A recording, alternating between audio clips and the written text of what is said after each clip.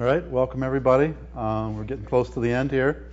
This afternoon we're going to discuss the mollusk larvae and coral experiments, and I've poured over the data set and tried to make some interpretations and also maybe some practical do's and don'ts. And we'll just start. So the mollusk larvae experiment, if you recall from early last week, we placed larvae in containers that will bubble either with ambient air or CO2 enriched air with mixtures of 560, 840, and 2280 parts per million for 4 days. And then on day 1 and again on day 4, water samples were withdrawn from those containers and analyzed for total alkalinity, dissolved inorganic carbon, and pH. And the pH in this experiment was measured by the glass electrode method. So those measurements were made to document the carbonate chemistry of the treatments to see how close they were to what we think they would be because we were bubbling them. So one of the things I want to show you in one of my slides is how close we in fact got to what we expected, and that it differed a lot by the different ways in which we made the measurements. From those same measurements, I calculated calcification rates of the larvae from the change in alkalinity. And I want to mention it was never the intention of the experiment to think that they would be able to resolve a measurable change in alkalinity and get calcifications by this rate. The intent of the experiment was to collect the larvae and measure the little shells under the microscope and get dimensions and estimate the yield and carbonate that way. But since we have the data, it's useful to go through the calculations. So, in terms of the carbonate chemistry, using CO2 cis, and a lot of people yesterday plugged those in and learned how to make those calculations themselves. Plugged in the measured total alkalinity, DIC, and pH. And these are a summary of my calculations of the bicarbonate-carbonate concentrations, pH on the pH scale, the aragonite saturation state, and the partial pressure of CO2, and something we haven't discussed yet, but the dry mole fraction of CO2. So when you report these variables, you also have to report the temperature at which they were calculated at. And since the temperature at which we measured them varied a little bit, it's usually nice to use the output feature of CO2 cis to report all the variables that you measure at one defined and constant temperature. And often 25 degrees Celsius is used for that. So if you did your calculations at a different temperature, at ambient temperature, you're going to have slightly different values than I'm reporting here. So keep that in mind. So partial pressure of CO2, the actual dissolved partial pressure in the water, is measured in units of microatmospheres. But the CO2 concentration of the gas that we're bubbling it with is measured in dry air and is reported in parts per million. So in making this calculation, you're comparing apples and oranges if you attempt to compare the measured PCO2 in our treatment waters with what we would have expected. So if you use the earlier version of CO2 cis, the CO2 cis macro, one of the columns is the dry mole fraction of CO2 in the gas in units of parts per million. And I noticed that unfortunately the newer version, the version 14 CO2 cis, does not report this variable. So I had to go back and use the older version to get it. So using the measured DIC and total alkalinity, these are the chemistries in the ambient treatment.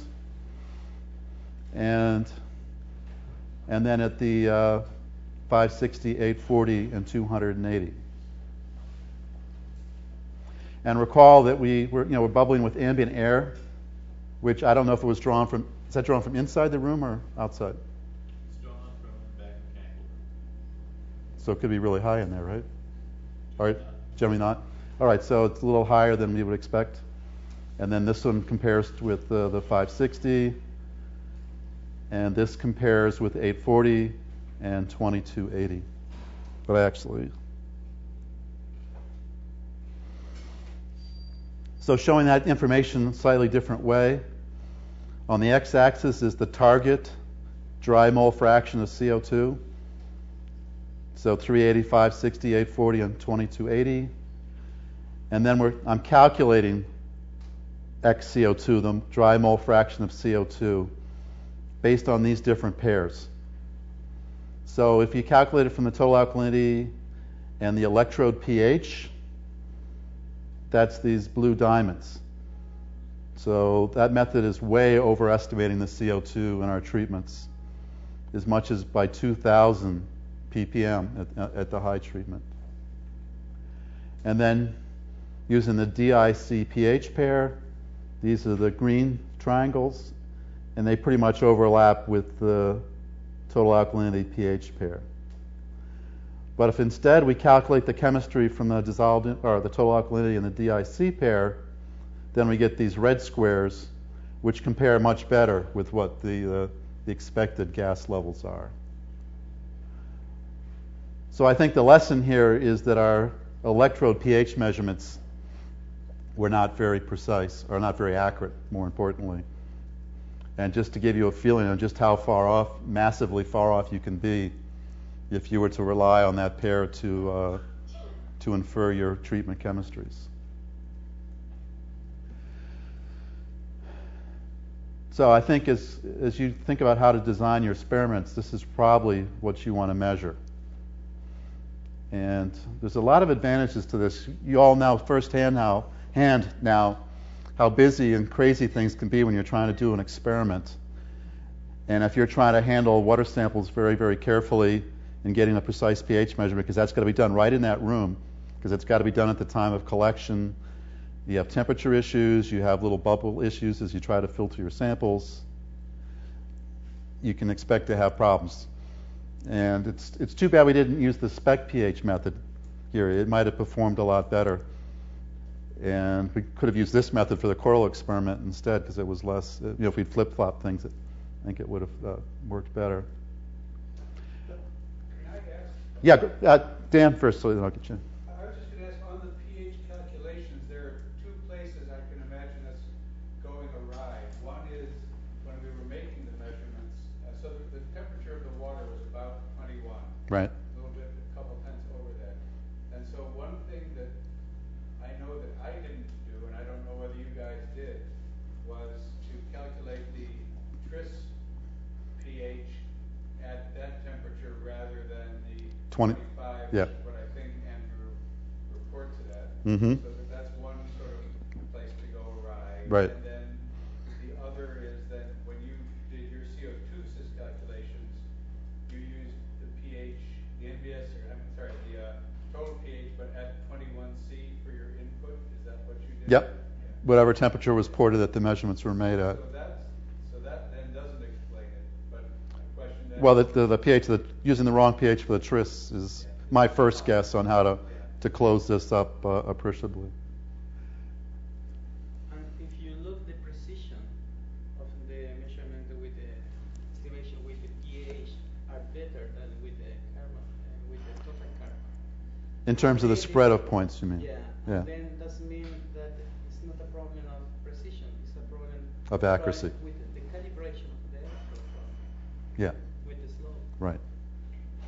So you can fool yourself. You can be making a very, very precise measurement, but it's fundamentally off and it doesn't have to be that many millivolts off to cause this level of problem.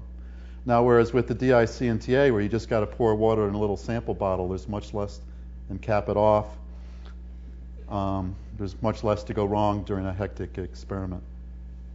When you plotted the target xCO2, Yeah. are you plotting the approximate values that we were aiming for, like 560, 40, the stated compositions of the gas that you were bubbling them with. Okay, so the ones, the value you Yeah. would keep it. Okay. Okay. So, as I mentioned, it was never the intention of the experiment to try to calculate calcification rates from the changes in alkalinity, but since we have all the data, I went ahead and made the calculations. So we have the alkalinity on day 1 and on day 4. And the very first thing you need to do is, well, we noticed that the salinity in these samples was changing over time. So just a change in salinity is going to cause a significant change in your alkalinity. So the first step then is to salinity normalize your alkalinities. So that's what NTA is. That's salinity normalized alkalinity. And you simply divide your measured alkalinity by the salinity of your sample and then multiply by the salinity of whatever you want to define as your reference level. And often that's used, the value that's used is 35, and that's what I've done here. And then the calcification rate, which often we use this symbol G to express it, is minus 1/2 the change in alkalinity over the course of the incubation. So that's how I've calculated the calcification rates of each of these treatments from the difference between final and initial alkalinity.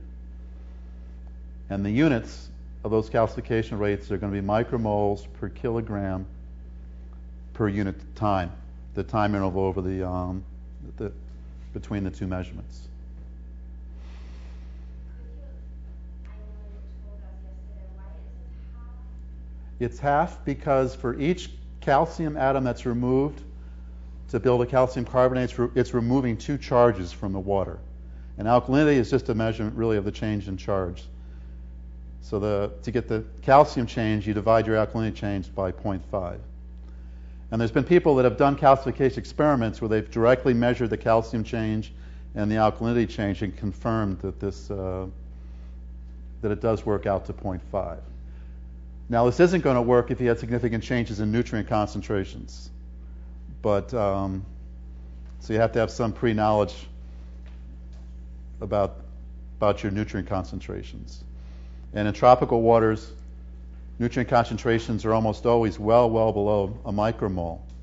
So that means if during your experiment you completely removed all the nitrate, you could only change the alkalinity by less than 1 unit here.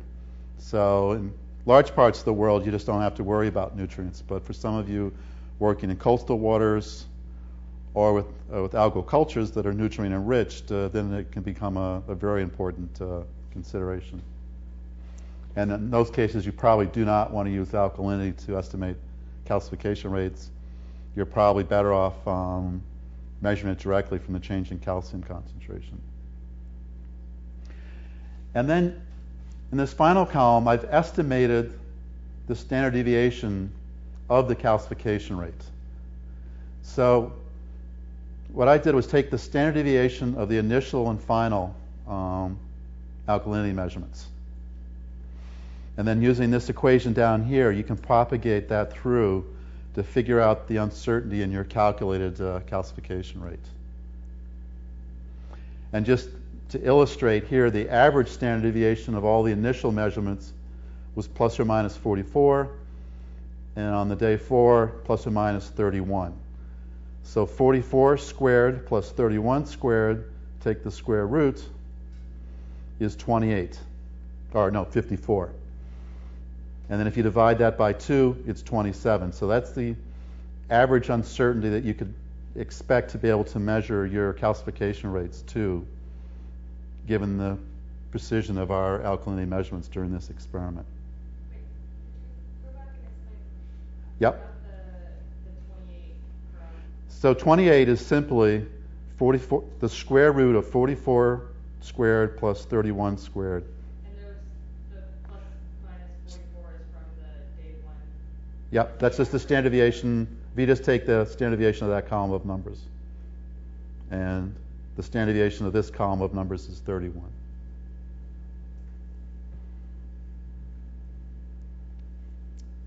Do you expect that column of numbers to be at the same mean?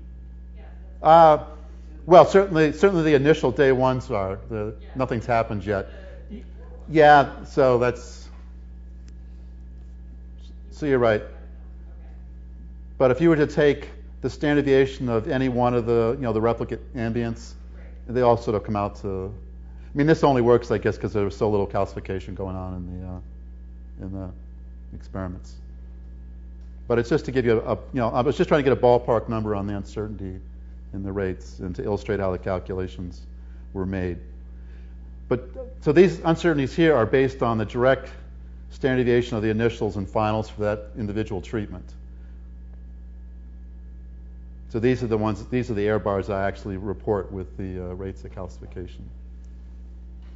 I can understand this result. Why at high CO2 the calcification rate is very high? Yeah. At the high CO2 the saturation. So the results don't make any sense. So to leap ahead to your question. So here's those calcification rates from that table for each of the treatments. And what we would have expected was our highest calcification rates under the ambient, the low CO2 conditions, and then a decline in calcification rates as we went to higher CO2 level. So first, right off, we don't see. Bob? You might are going to make this point in a little bit, but what you have calculated as calcification rates right now is just the delta concentration. Yeah, so I'm assuming that we had roughly the same number of coral larvae in each of the containers.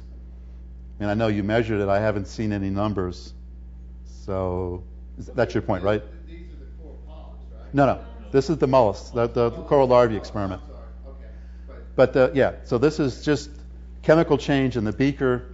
Normally, you would want to take this rate and normalize it by how many organisms you had in each one of the containers. But I haven't seen that information.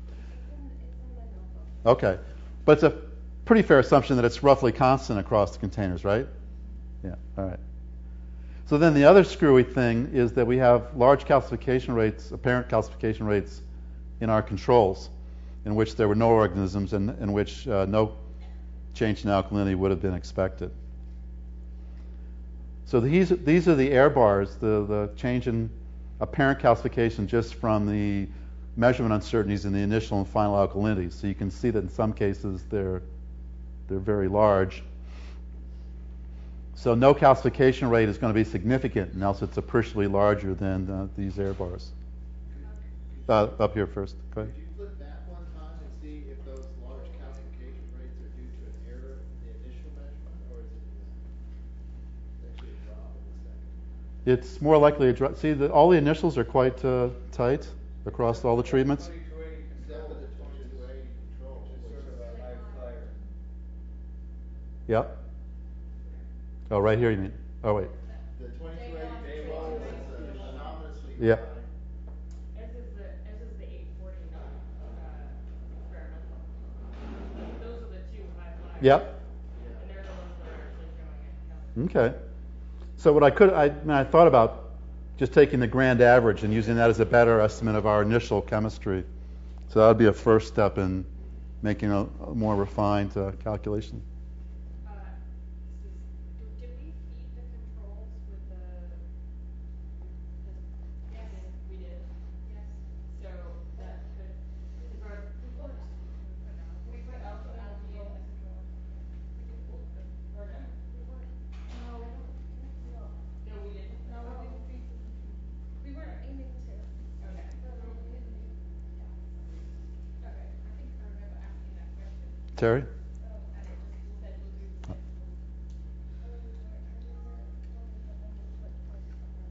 No, I fed the control, I fed the, in the algae control, but it didn't, we did not feed the controls, you could roll with the table, all of the controls that said no fees, so the controls were definitely not fed.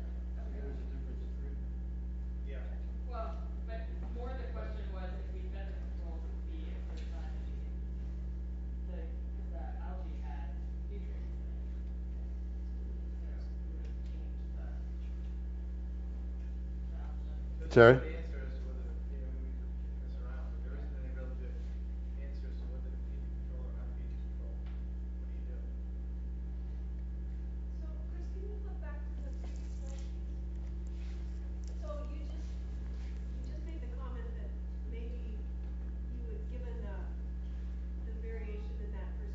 Right. that maybe a better approach would be to average them as an indication of. To get a better estimate of the initial, I mean, they should all be, you're measuring, even though they're in different containers, they're all the same water that have just been poured in. So a grand mean might be a better, which is that's what that's 2360 is, estimate of the chemistry that all the containers started with. Right, so I understand that, the rationale for that. And my question again goes to sort of review. So what would a reviewer think of that? Is that... Well, that's why I didn't do it. I certainly thought about it. Okay, so there's sort of what's reasonable when we're thinking about our data and Yeah. scrutinizing it, and then what's reasonable in terms of publication. But I would look at those and look at the 840 and the 2280 control as flyers, and you would want to look carefully at your analysis of those two. Yeah, that's what I would do, is go to the actual titration by titration. And see if there's some individual flyers that you could. Try to figure out whether Yeah, that because 2373 has those one two there are that's pulling way a mean higher. much higher. Yeah. And you could do a Q test on that to see if there were outliers. Oh, and use a statistical argument for But- tossing it. Yeah. The controls. The problem is it's only one control. There's That's one what Jen control said. at that temperature, so that is good. There is no error. And was there only one titration of it? That is, it's not so much, my first suspicion wouldn't be that the alkalinity was actually high on day one, but that if we titrated it 3 times and one of them was way off, that it would pull the average up to 2373. And I don't know if that's the case, but I would certainly go back and start looking at the data to know whether I believe the titrations before I started trying to interpret it. Yeah. Good points. Okay. Anyone else want to say anything about the mollusk experiment? Before we move on to the coral. Well, on the titrations, there are at least duplicates for everything, so you can go back and look and see whether there were, at present, everything's just using all the data collected, and there wasn't any filtering of if there were any bad points in there. All right, moving on to the coral experiment. Recall that one small colony of Astrangia was placed in in 15 different containers. Containers 1 through 5 and 11 through 15 were controls, so their chemistry was not altered. And then in containers 6 through 10, we added a solution or dry. It was prepared in advance. We added bicarbonate, sodium bicarbonate to it, sufficient to raise the concentration by 1,000 micromoles per kilogram. So we're going to look now at how close we actually got to that based on our chemical analyses of the water. Then all the containers were bubbled with ambient air, and then water samples were drawn over 4 times over a 2-day period. And we'll be looking at the changes in measurements over time. So these are the measured total alkalinity and DIC in the initial, or in the control on day 1. And then immediately after adding the bicarbonate. So if we added enough bicarbonate to raise the DIC by 1,000, all right. So we would have expected each of these to increase by 1,000. But in fact, the alkalinity increased by 911 and the DIC by 721. So the alkalinity's not that far off, but still more off than you could expect just based on your measurements. The DIC is appreciably less. And Michael thinks that part of this is because you started bubbling immediately with the air. So that could have, I guess, driven off some of the DIC before there was an opportunity to measure it. Mark? What about the chemical? Does it vibrate? So you got water in there? Presumably it was dried before it was... But there's only weight of 2 decimal places anyway, so it wasn't very precise issue.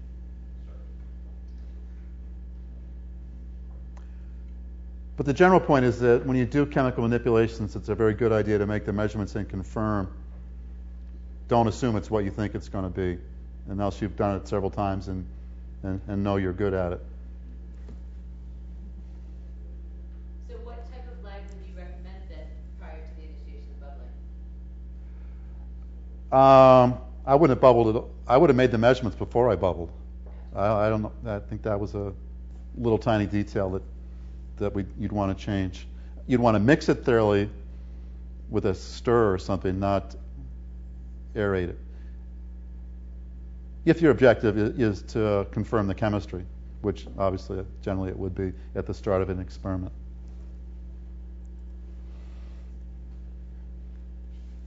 So now this is the ambient chemistry, or the chemistry that controls, and then this is the actual measured concentrations in the 5 containers that receive the bicarbonate. So you can see that adding the bicarbonate is increasing both the bicarbonate concentration and the carbonate ion concentration. The pH changes only a little. And the other point I wanted to make here, so here's a comparison of total pH computed from the DICTA pair and measured by the spec method. So, and they're agreeing to within 2/100ths of a pH unit. And I didn't know the exact temperature at which you had measured with the spec. So there's a slight, and my calculations are at 25, and I think I now know that your measurements were made closer to 23 or so. So we could go back and refine this comparison some more. So adding the bicarbonate increases the saturation state. And then since you were bubbling with air, probably when you added the bicarbonate there was some initial elevation in the PCO2, but this is after you bubble it comes back down to ambient. So when you're doing ocean acidification research, this is not the kind of manipulation you want to do. And the reason is you're increasing the bicarbonate and the carbonate concentrations. So when you analyze your data, you're not going to know if the change in calcification rate is due to the change in calcium or carbonate concentration or bicarbonate. In a real-world experiment where the ocean is taking up DIC from gas exchange, the bicarbonate increases and the carbonate concentration decreases. So you do this experiment and you don't know which is driving it. And then in the real world, you don't know what to predict. Is it going to, calcification is going to increase because bicarbonate concentrations are increasing, or decreasing because carbonate ion concentrations are decreasing? So these experiments just aren't very informative. But unfortunately, a lot of people use them.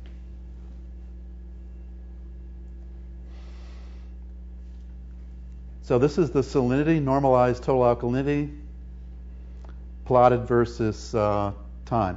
So for the 4 sampling periods. And my laser pointer's died, but yeah, perfect. So the decline in alkalinity over time indicates that there was some calcification in these coral experiments.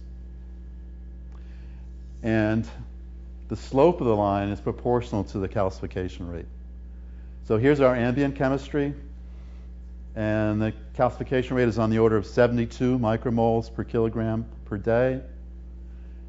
And then when we added the bicarbonate, the rate is slightly higher at 112 micromoles of calcium, or micromoles of alkalinity per kilogram per day. Chris, do you have a plot of the alkalinity before the salinity normalization, just to give us a sense of how big that correction is? Michael might. Michael's going to get up here just as soon as I'm done. Correction for volume. Yeah. So I haven't made it. As you sampled, you were removing water. So as the volume decreased, the corals in there would have a greater influence on the alkalinity as the experiment went on. And I haven't made that correction, and Michael has. So we'll show that data in a second. Dwight. Crystallization Yep. Yes.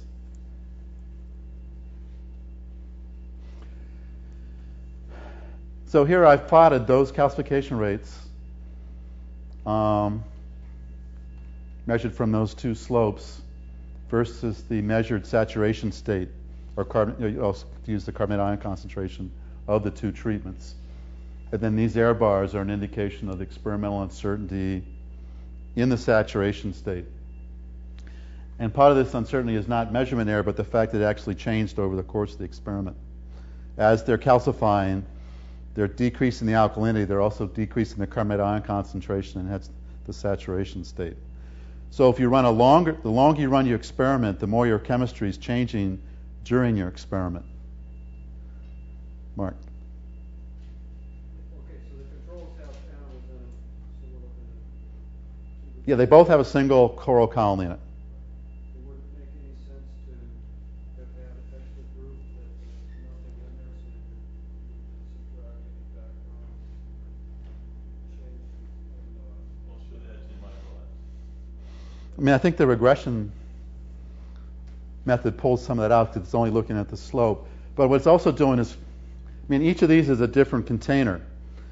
Each of these containers could have had a slightly different coral in it, or size of coral. So some of this extreme variability here really is due to different calcification rates of the corals in the different containers.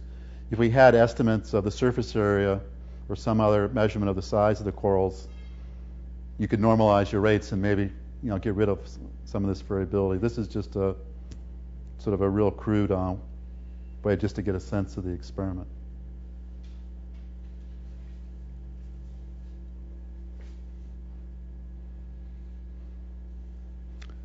So, Michael? Or any comments at this point?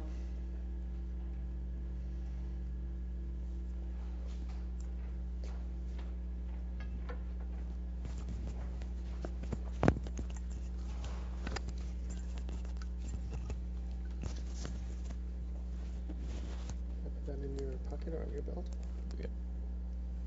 Great. Thanks.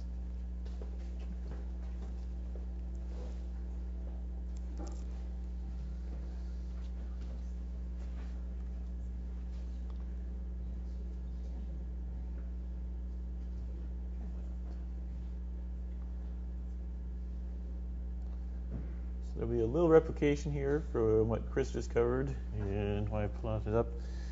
So in your homework, you probably looked at the pH values, or at least looked at something similar there too with CO2 and aragonite saturation state. That these are the measured pH values with our spectrophotometric method, plotted against the values calculated based on alkaline and DIC pairs.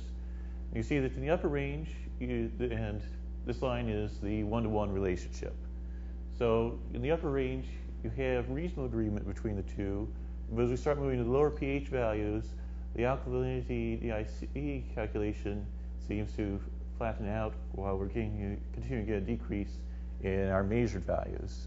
This maybe reflects that there is a fair bit of variability in our measured values, but also maybe that since the DIC samples were stored for a couple days, and these have the higher PCO2 levels, we may be seeing some degassing of the PCO2 from the vials before the measurements were actually made, which is leading to those apparently higher values there. That at this point, without more information, we can't really say for sure what's going on there. That it may be reflected measured error, or could be real. Let's see. Here's showing our PCO2 levels calculated for the different parameter pairs, and you can see that there's a lot of variability in our calculations based upon the measured pH values. And some of that is most likely due to there are a couple values that are suspect in measurements, and whereas the HCO3 treatment, we don't have any values that are obviously suspect. There aren't any ones that are made on corals that spawn, so you have sperm in the water, and then you're trying to measure absorbance readings through that, which obviously compromises some of the ones. But these, I excluded all the ones from spawning corals. Whereas a few of these, there are some other things going on that I don't have a good, I can't necessarily exclude them as it's not based on sperm, but there may be measurement errors there as well. The interesting thing is, certainly for the alkaline DIC values, we have what appears to be lower PCO2 values in the HCO3 treatment, even though we would expect adding HCO3 to the water to elevate the PCO2 values. And that, again, may be reflecting some loss of PCO2, loss of CO2 from the samples during storage prior to analysis being made. To also reflect that since these all measurements are made after organisms have been added, that there may be a reflection of a difference in the respiration rates of the organisms under different treatments, that we aren't maintaining values as close to equilibrium as we might think in the ambient treatments. So we've already covered that. This is showing some of the variability in our PCO2 values. Here we get into the alkalinity for both the salinity normalized and the non-salinity normalized alkalinity values. So we don't correct for the change in salinity over the course of the experiment. We can see that in the bicarbonate treated ones, we have a very slight decrease in alkalinity over time, whereas in the ambient treatments, we actually get an increase in alkalinity over time. If we correct for the change in the salinity due to evaporation over the course of the experiment, we see that both for the bicarbonate and the ambient seawater, we're getting a decrease in alkalinity over time. And so if we do it, calculate saturation state, this is using the actual seawater composition. There's no correction, salinity changes. We can see that we are actually getting a decrease in saturation state for the bicarbonate treated ones, suggesting that here we are getting the dominant signal is the calcification rate, whereas in the ambient treated ones, we are getting a flat to slightly increasing line, suggesting that salinity, the increase in salinity and the corresponding increase in alkalinity is actually keeping pace or exceeding the rate of calcification. Here we have the actual calcification rate data. These have been that here I've taken into the fact that we're changing the volume of the system over time and correcting for that when I calculate the calcification rates. However, we are, at each time point, we're measuring a different subset of the corals, because some of these time points we only measured a few corals, we may or may not have measured controls, and it's only at the very end that we actually measured everything. So these aren't entirely comparable, but so there may be a trend where you have higher calcification rates in the bicarbonate ones at the start than at the end, corresponding to that change in saturation state. Or this may simply reflect the difference in how many corals were analyzed at a given point in time. So it really can't say a whole lot. That here at time point 3, we actually did measure some of the control sample. We measured the bicarbonate controls at all time points, and at time points 2 and 3, they're insignificantly different from 0. Here it's finally just slightly above 0. But for the ambient controls, we'd see that at least at time point 3, we're getting overlap with the containers that contain corals, and at time point 4, we are getting separation. But again, here we're only measuring a couple corals. We have huge error bars, and so can't necessarily directly compare any of these values. But it does look like overall we're having higher calcification rates in the bicarbonate treated containers than we are in the ambient treated ones, consistent with the expectation that we're increasing bicarbonate, we're increasing carbonate, we're increasing saturation state, and we're seeing an increase in calcification rates. But there are a number of little caveats that you should be aware of in designing these kinds of experiments. One is the effect of the container itself. Here I have plotted, this is not from our coral data, this is something I did a while back. This is looking at the alkalinity versus time for poisoned seawater in a sealed container that had only been rinsed with a sample beforehand. And you would see that you get a dramatic decline in alkalinity just in reaction with the seawater, from the reaction of the seawater with the container. And you should keep this in mind in designing experiments, that whatever vessel you're using for maintaining your animals or your samples afterwards, you do need to assess whether or not there's some kind of a reaction with the material itself, which is going to influence your chemistry. Is you can see that here we're getting a change of almost 100 micromoles per kilogram in alkalinity over the course of about 20 days, and most of that's the first portion. So, Michael, is that a plastic? This is a plastic container, yes. And so, one option would be to age or season in plastics. Right. But then, of course, you have microfilms on them. Yeah. Do you have any feelings about that? That, I mean, so you probably have a window of aging that works well, and then maybe after some period, the microfilm tends to dominate, and then aging is no longer. Then you want to start over again. Yeah, that's, I don't know.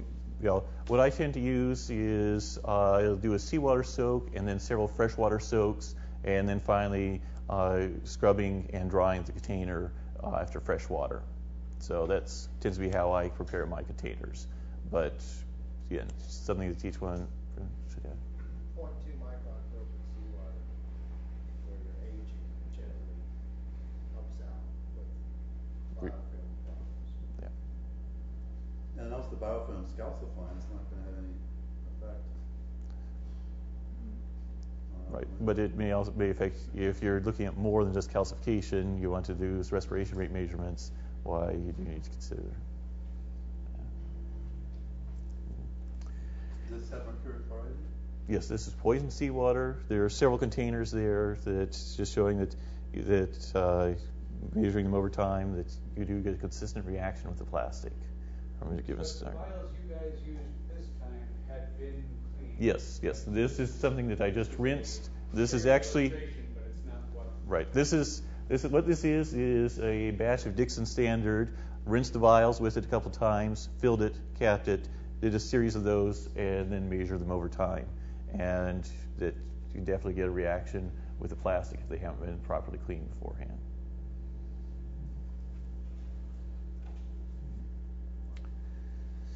Another thing to consider is the influence of ammonia.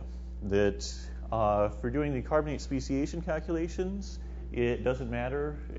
It's not very important. At your normal seawater pH values, it's almost entirely ammonium ion, which doesn't contribute to your alkalinity.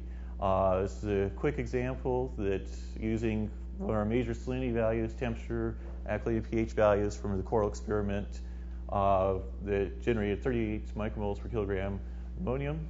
If you calculate DIC, ignoring the ammonia or including it, the difference is 1 micromole per kilogram in your DIC. So the effect of that ammonia production is relatively small in calculating your carbonate speciation. If you're looking at higher pH regions, though, ammonium has a pKa of around 9. So as you go to higher and higher pHs, the contribution that the ammonia will make to your speciation is more significant. But at anything around normal seawater values, you can generally ignore ammonia unless you're in very high ammonia concentrations. But that's not the case for actually calculating the calcification rates. That respiration of the typical red field molecule is producing CO2, water, ammonium, and as the other product of production of ammonia, you get hydroxide ions, which add to your alkalinity. So as you're respiring, you're continually producing alkalinity.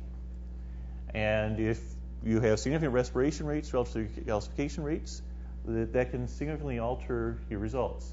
Counteracting this, though, you also have nitrification that may be occurring, which is pulling it back the other direction, actually reducing your alkalinity.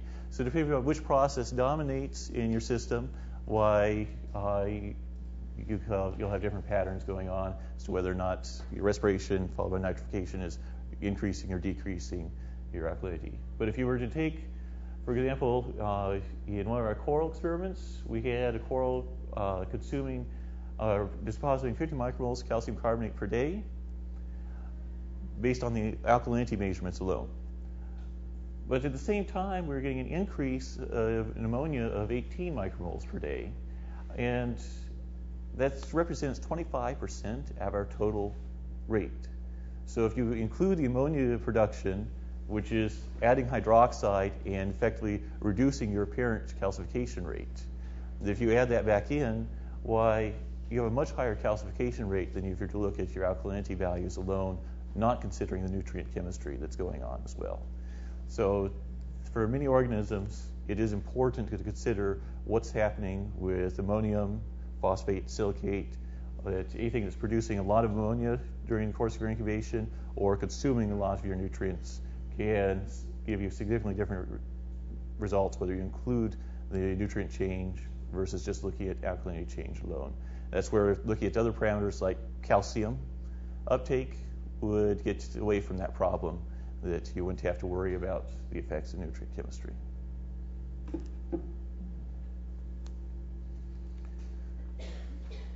Just to give you some idea of how comparable alkaline depletion rate measurements and buoyant weight measurements are for the corals, this is some of the data I've generated looking at alkaline depletion rates and buoyant weight-based calcification rate measurements. Here, my alkaline depletion rates are not corrected for the ammonia production, but these are much shorter incubations that I'm using. And you could see that generally we have a pretty good agreement. The slope there is about 0.82, R-squared value of 0.76. So between the two methods, you are getting reasonably good, you're getting very similar patterns between the two. And that's all I have. I want to discuss any more about the coral experiments. Questions? I toss out one comment, which is you might say, well, then why don't we just measure calcium rather than alkalinity? But the answer has to do with the precision that you would need to make the measurement. Yep. Because there's so much calcium in seawater. And so even though it might intuitively seem like, gee, we should just measure calcium, it's doable, but it's analytically challenging to get the precision that you need.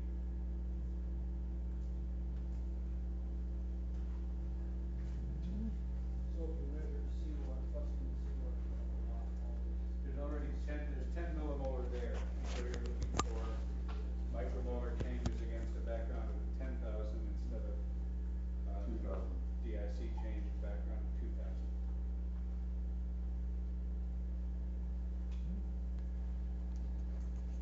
Yeah. Anybody else have anything to add? I have a question about your results. I'm not sure if you're able to answer this, but can you talk a little bit about some differences that you've seen in your coral calcification experiments from the bottle experiments and from the flow-through system? Because it seems like you're working with both systems for your research, right? Okay. So for my research, the alkaline depletion measurements are all done in a system similar to what we did in the course. That I maintain my corals in a flow-through system, and so my buoyant weight-based measurements, that's reflecting growth in the flow-through system. But periodically, I do isolate them into individual 1-liter containers and am doing a procedure similar to what you did in the course and to measure the alkalinity uptake rates. But generally, I'm using shorter incubations, and I'm doing them on day-night cycles to look at daytime and nighttime calcification rates using alkaline depletion. On this buoyant weight rate, can you separate out how much calcification, how much is tissue? Not with this, no. I'm just assuming that it's dominated by skeletal. And the alkalinity values? That, I mean, I can to some degree, but my alkalinity data are confounded by the fact that the nutrient chemistry is changing over the course of incubations. So.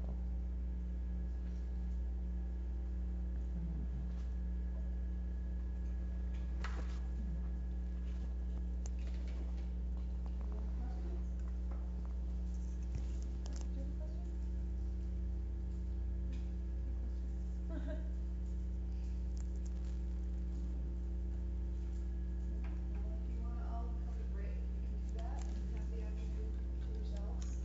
We are having dinner at 6:30.